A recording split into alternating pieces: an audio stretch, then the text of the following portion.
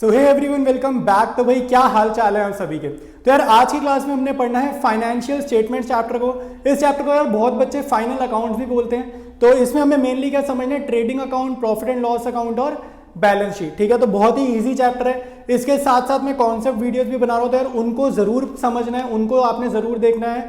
Playlist में आपको मिल जाएंगे कॉन्सेप्ट नेम से, ठीक है, उसके थंबनेल वगैरह पे कॉन्सेप्ट लिखा होगा, तो वो वीडियोस आपने जरूर देखने हैं। तो एक इन्फॉर्मेशन हमारी ये हो गई। दूसरी इंपॉर्टेंट इन्फॉर्मेशन मुझे आपके साथ ये शेयर करनी है कि मैंने यार अभी व्हाट्सएप चैनल स्टार्ट करा है।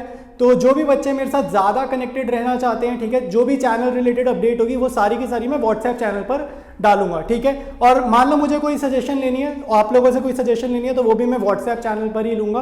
तो जल्दी जल्दी जाकर यार व्हाट्सएप चैनल आप लोग ज्वाइन कर लो, और लिंक मैं उसका शेयर करने वाला हूँ पिंड कमेंट में भी और साथ साथ डिस्क्रिप्शन में भी। तो बिना टाइम वेस्ट करते हुए स्टार्ट करते हैं। ऑलराइट, तो स्टार्ट करेंगे हम लोग नेक्स्ट क्वेश्चन। ठीक है, एडजस्टमेंट चैप्टर का। इससे पिछले सारे क्वेश्चंस मैंने करवाए हैं, तो कोई भी क्वेश्चन नहीं छोड़ा तो आप जाकर पिछले क्वेश्चंस भी चेकआउट कर सकते हो।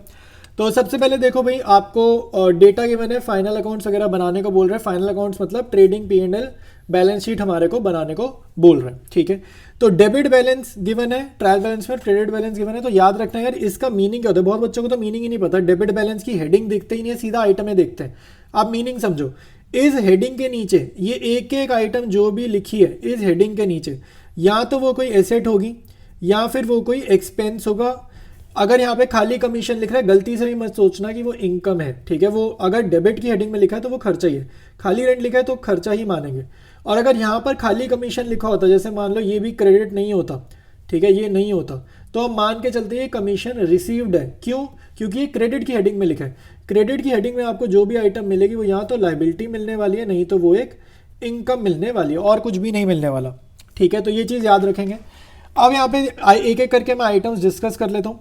Purchases trading, return inwards trading, ये सेल्स रिटर्न होता है आपका। दिस इज सेल्स रिटर्न, ये याद हो जाना चाहिए अब तो ये trading. Carriage trading, wages trading, miscellaneous expense P&L, insurance P&L, repairs P&L, ये assets balance sheet. Printing stationery खर्चा है भाई P&L, advertisement P&L, opening stock trading, cash in and assets balance sheet. Interest on bank loan, तो अगर आपको interest मिल रहा है या पे करना है, भाई एक्सपेंस होगा यहाँ पे, तो पे कर रहे हैं ऑब्वियसली। ठीक है, तो खर्चा है P&L डेबिट, एक ही जगह जाएगा। ठीक है, और कहीं नहीं जाएगा। Machinery furniture assets balance sheet. Drawings आपकी सब्ट्रैक्ट होती हैं कैपिटल में से। और इनकम टैक्स आपको याद रखना है, दिस इज ऑल्सो ड्राइंग्स। ये इनकम टैक्स समझ लो, ड्राइंग्स ये हमने जर्नल चैप्टर में पढ़ा है। इनकम टैक्स बिजनेस का खर्चा नहीं माना जाता, ओनर का खर्चा माना जाता है। तो ये भी एक ड्राइंग्स है। तो आपके पास क्वेश्चन में एक ड्राइंग ये लिखी है 15,000 की, और एक ये ड्राइंग लिखी है 5,000 की, ये दोनों ड्राइंग्स हैं। Cash and bank balance sheet assets, तो ध्यान रखना इस चीज़ को, ये भी बैलेंस शीट में जाएगा ड्राइंग्स की तरह। Trading, return outwards purchase return होता है, ये भी ट्रेडिंग।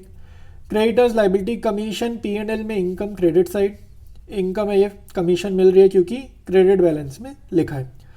ये आपका लाइबिलिटी है, capital liability. Rent received income है P&L क्रेडिट। तो सारी आइटम्स मैंने एक एक करके डिस्कस कर दी। अब नेक्स्ट पेज पर हम लोग डिस्कस करेंगे इस क्वेश्चन की एडजस्टमेंट्स को।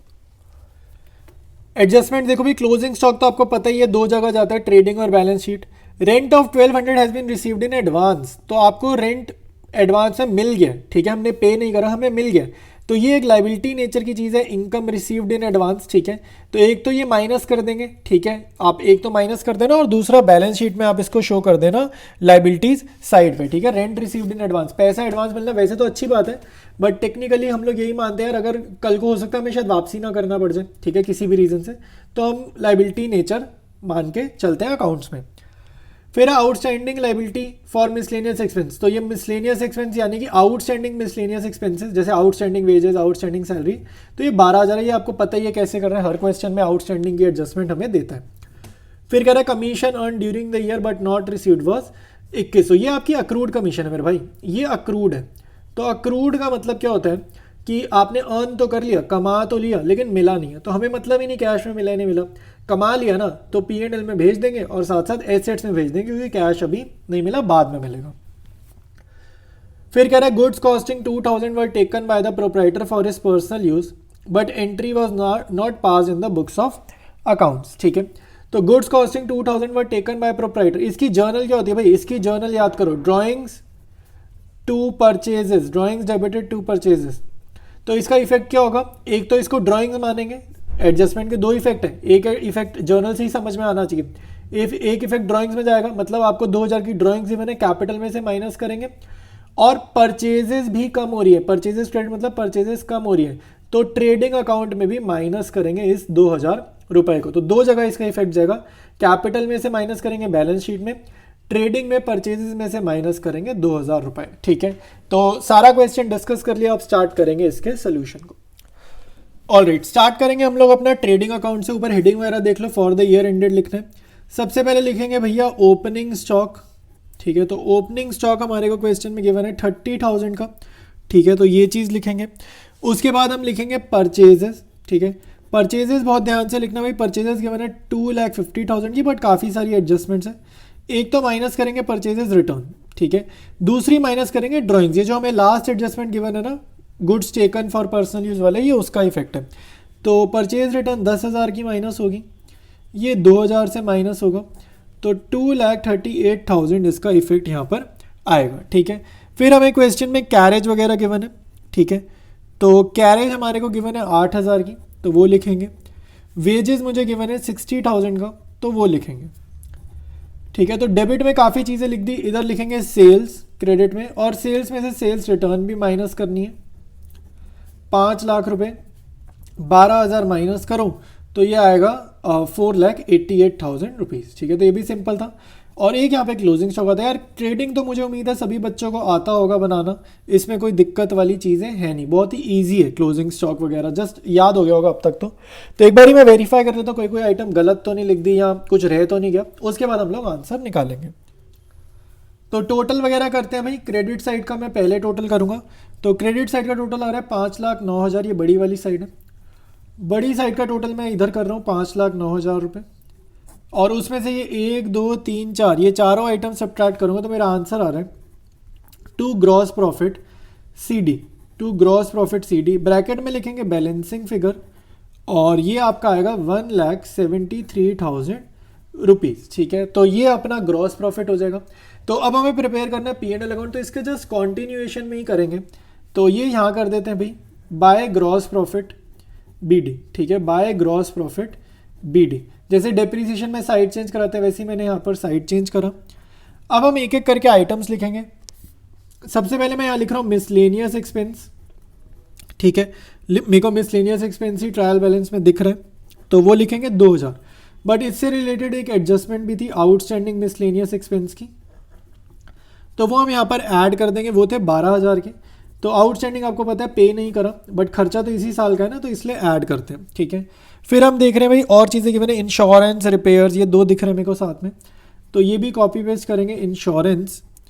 ठीक है, इंश्योरेंस हमें गिवन है 1,200, और फिर देखते हैं रिपेयर्स, तो रिपेयर्स हमें गिवन है 8,000 के, तो वो भी यहाँ पर हम लिखेंगे। ठीक है, इंश्योरेंस लिखा, रिपेयर लिखा। अब हम देखते हैं और चीज़ें, तो प्रिंटिंग स्टेशनरी दिख रहे हैं, तो टू प्रिंटिंग एंड स्टेशनरी, ये भी खर्चा है।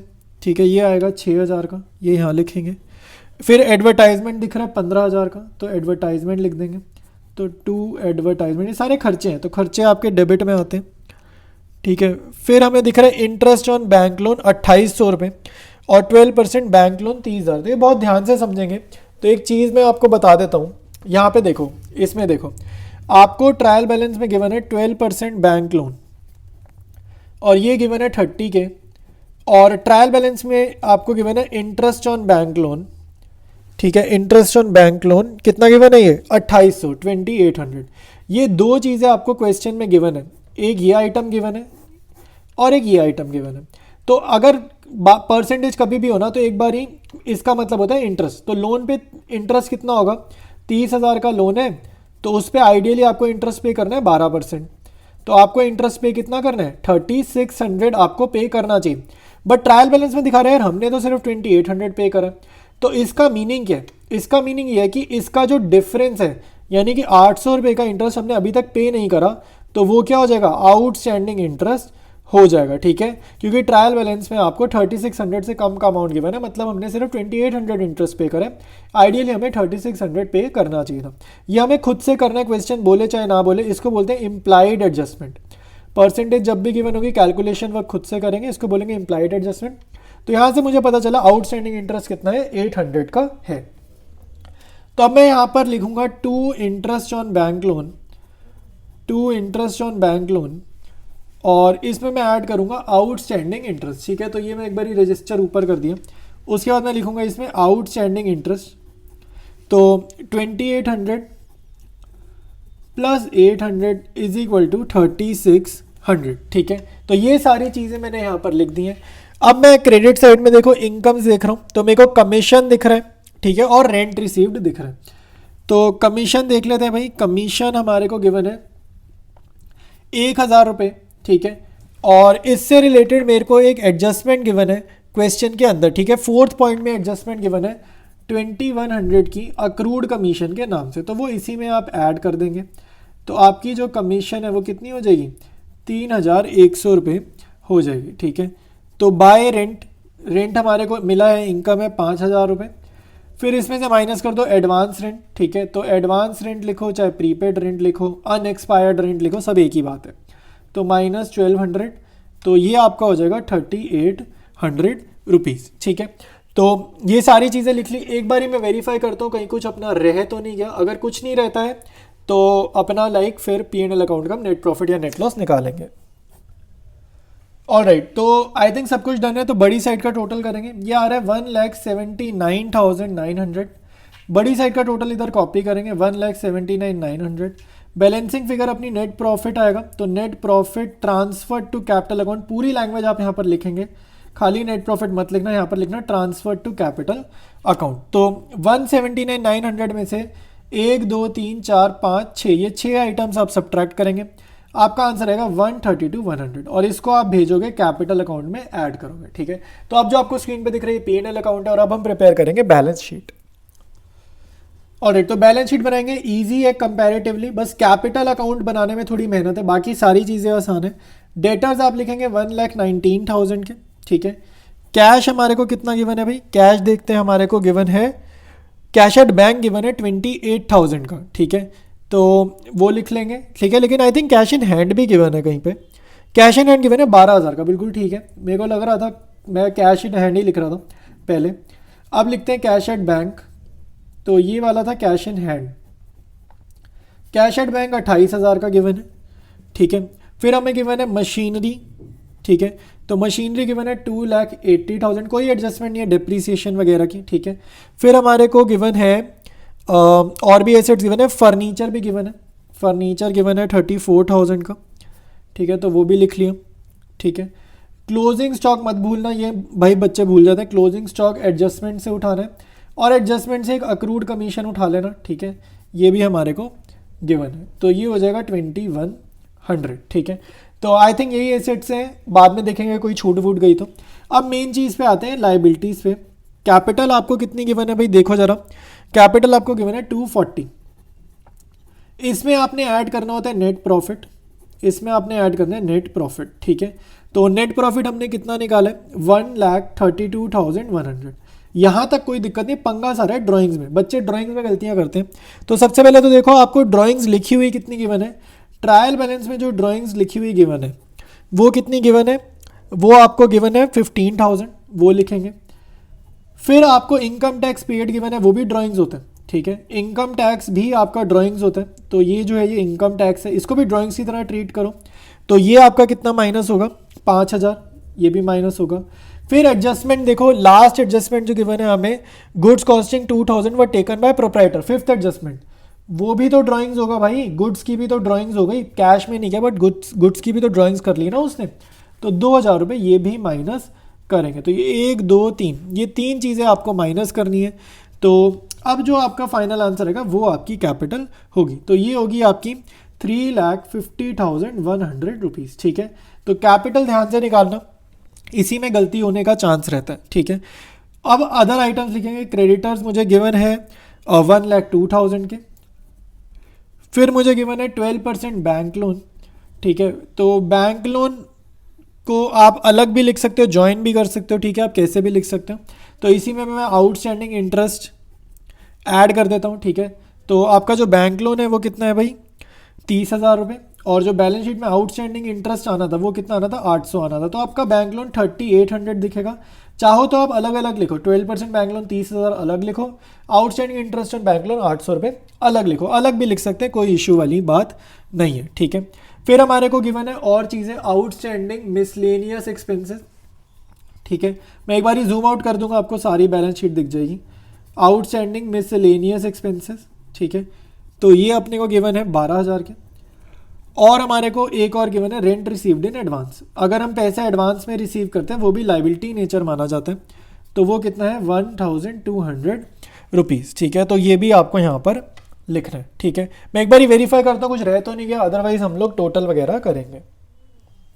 तो ऑलराइट ऐड करते हैं, कुछ भी नहीं छूटा है हमारा, ठीक है। तो यहाँ पर लिख देते हैं 4,96,100, दोनों साइड्स का टोटल सेम आएगा 4,96,100। तो एक इंपॉर्टेंट अनाउंसमेंट भाई, अगर आपको यही नोट्स चाहिए जो मैं लिख रहा हूँ तो व्हाट्सएप चैनल फॉलो कर लो, वहाँ पर मैं पीडीएफ वगैरह अपलोड कर देता हूँ, ठीक है। और जो भी मैं पढ़ाता हूँ उसकी पीडीएफ व्हाट्सएप पर आपको मिल जाएगी, ठीक है। तो और कोई डाउट हो कमेंट्स में आप मेंशन करो, मैं आपको ज़रूर रिप्लाई करूँगा। बाकी हम लोग कंटिन्यू करेंगे इसी चैप्टर को नेक्स्ट वीडियो में।